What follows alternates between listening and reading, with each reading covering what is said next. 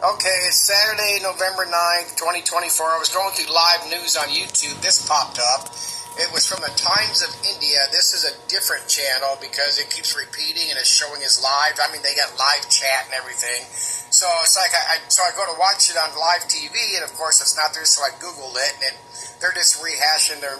I mean, it's just on a loop on that Times of India channel. But let's see what he said they had here. I'm sure it's good for him and others today. Then I want to address, I think, two things. But listen to this. It's good stuff. The left-wing gender insanity being pushed on our children is an act of child abuse. Very simple. Here's my plan to stop the chemical, physical, and emotional mutilation of our youth. On day one, I will revoke Joe Biden's cruel policies on so-called gender-affirming care. Ridiculous. A process that includes giving kids puberty blockers, mutating their physical appearance, and ultimately performing surgery on minor children. Completely agree. Believe this. I will sign a new executive order instructing every federal agency to cease all programs that promote the concept of sex and gender transition at any age. I will then ask Congress to permanently stop federal taxpayer dollars from being used to promote or pay for these procedures and pass a law prohibiting child sexual mutilation in all 50 states. It'll go very quickly. I will declare that any hospital or healthcare provider that participates in the chemical or physical mutilation of minor youth will no longer meet federal health and safety standards for Medicaid and Medicare and will be terminated from the program immediately. Furthermore, I will support the creation of a private right of action for victims to sue doctors who have unforgivably performed these procedures on minor children. The Department of Justice will investigate Big Pharma and the big hospital networks to determine whether they have deliberately covered up horrific long-term side effects of sex transitions in order to get rich at the expense of vulnerable patients, in this case, very vulnerable. We will also investigate whether Big Pharma or others have illegally marketed hormones and puberty blockers which are in no way licensed or approved for this use. My Department of Education will inform states and school districts that if any teacher or school official suggests to a child that they could be trapped in the wrong body, they will be faced with severe consequences, including potential civil rights violations for sex discrimination and the elimination of federal funding. As part of our new credentialing body for teachers, we will promote positive education about the nuclear family, the roles of mothers and fathers, and celebrating rather than erasing the things that make men and women different and unique. I will ask Congress to pass a bill establishing that the only genders recognized by the United States government are male and female, and they are assigned at birth. The bill will also make clear that Title IX prohibits men from participating in women's sports, and we will protect the rights of parents from being forced to allow their minor child to assume a gender which is new and an identity without the parents' consent. The identity will not be new, and it will not be without parental consent. No serious country should be telling its children that they were born with the wrong gender, a concept that was never heard of in all of human history. Nobody's ever heard of this, what's happening today. It was all when the radical left invented it just a few years ago. Under my leadership, this madness will end. Thank you very much. Okay, I want to address a couple things here. One is, he says that he wants to do it so the federal government will only recognize male and female. From where you're born, you're born male or female. That's the only part of this I disagree with, because whether they want to make it a law, it should be law. You shouldn't be able to do this to fucking kids. Whether it be 18 or 21, to to make it, you get to decide if you want to have a transsexual surgery, of course, male to female, female to male. You want a government law saying that you cannot change your identity. And if it's a government law, then of course it would be a state law, because they would not. Then you would lose. They would blackmail you like they do it with speeding and drug laws and all that other shit, where you don't get federal funds unless you bow down. This is that part's. This falls under religious law, except for obviously leave the fucking kids out of it, and this shit just got going astonishingly. But here's one thing he said at roughly, I gotta transfer this to my other phone, because I'm dog sitting like I said. I'm not gonna bother them people. I didn't get their password for their Wi-Fi, so I can't use this phone. But anyway, he said at roughly the 3:35 mark, he will not force parents force parents to go for a gender which is new and identity without the parents' consent, and the identity will not be new.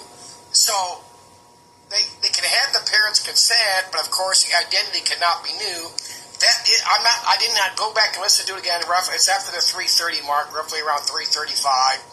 It's kind of double speak there. I'm sure when they write shit out, they'll have it listed. But that's like I've already been saying. If you want to bring in that kind of shit for leave the kids out of it.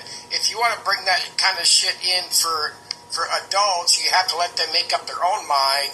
And if you want to go back to the kids, that's what I was saying. If they're going to go and pass this kind of shit, and you want to leave the feds out of it, but they're jumping in. If you want to leave the feds out of it, and it's the parents' choice, like he just said right there, it's kind of double speak without the parents' consent, then it's okay if the parent wants to give them the drugs, but he says that he also, before that, he said they can't give the hormones, and they can't do the surgery, but he says, which is a new identity, but without the parents' consent, the identity will not be new. Go listen to that. Like I said, it's after 3:30 mark. There's a double speak there.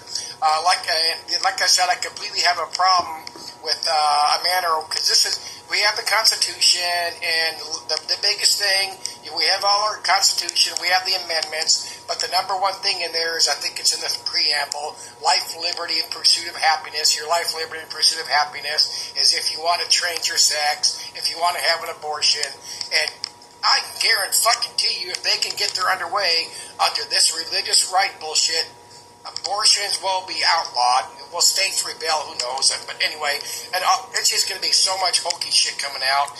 And I want to address another thing where he said it's never been heard of before until the Biden-Harris administration underneath the... Again, for those that just drive by here, I guarantee you there's two different fighting factions in the New World Order agenda, and they're known as the left and the right, the Republican, Democrat. But let me show a couple screenshots when Trump said this was never heard of before, the gender affirmation and all that. Let me pause here.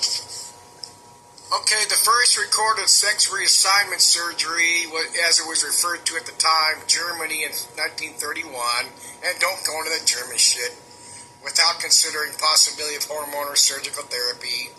Not until 1952 that gender affirmation surgery would become internationally recognized, following the well-publicized sex research. Okay, and let's go over here. Over the course of the following decade, more than 1,000 Americans underwent gender affirmation surgery at the hands of surgeons at major American university clinics, although the Hopkins Clinic closed in 1979 due in part to public controversy. But anyway, this has been going... There's nothing new. There's nothing new under the sun for you fucking Bible thumper Christians out there. I mean, well, look at the Old Testament, them laws against having sex with animals and men with each other and your brother-in-law, but there's not one, like I said, I haven't said a long time, there's not one law in, Leviticus about sex with woman to woman, because they love that, like now and back then. But let's pause here. Okay, then I'll just show this real quick, since 20s, what happened in 1919. Like the other one showed, over 1,000 done it. Okay, I needed to show something else that was in that clip what Trump said. Let me pause here.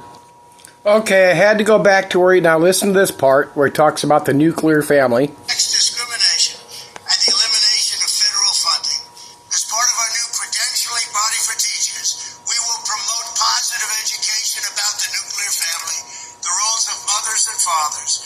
celebrating rather than erasing the things that make men and women different and unique. Okay, I get it, I understand that, but that can be so fucking dangerous, because that goes into, I've heard High Impact, that dude Brian years back from High Impact Flicks say it.